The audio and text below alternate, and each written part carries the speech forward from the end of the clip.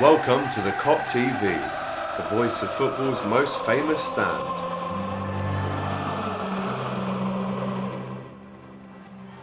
AGT here with Luke. What a game. Liverpool 2, Villarreal 0. Are you confident that we can go on and finish the job in the second leg? Oh, definitely. I don't think it's a question. I mean, we could have gone out, but I was hoping that we sit back. A few times Van Dijk and that's trying it over the top. Leads to a counter-attack. We don't want to be 2-1 down. 2-0's fine. I don't care for 3-0. If they come out and try and play us, we'll score a counter-attacking goal at their place. It's fine. I'm confident. They are going to, obviously, you know, from what we saw tonight and what we've seen from them this season in Europe, Villarreal are a defensive team, and naturally when you're not playing Gerard Moreno, who is probably their best striker, who was injured tonight, there's a couple of others that were out as well, when you're not playing them, you're going to have to sit back.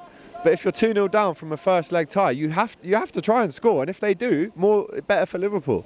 I mean, I think their fans, they're here for the experience. Villarreal is a tiny town, isn't it? 50,000 people. The population of Villarreal could fit inside Anfield.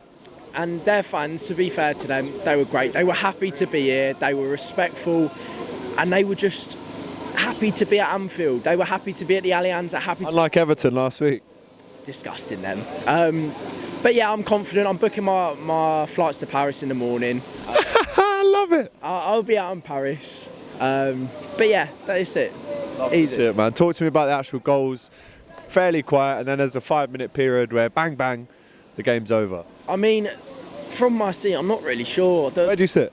I sat in Lower Kenny, like closer to the Kop. But the angle, like, was it Henderson tried to cross it, went in? It was a Henderson cross, but apparently it's deflected and the keeper's had a howler, from what I've heard.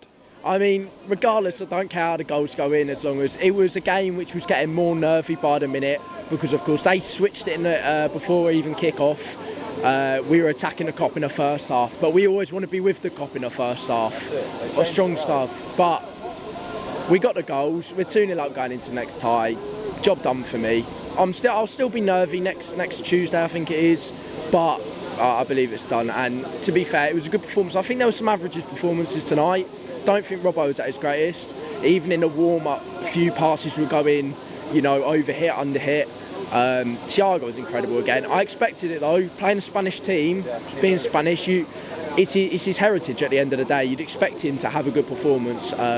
Diaz as well. In the first half, Diaz versus Foyth was right on my toes.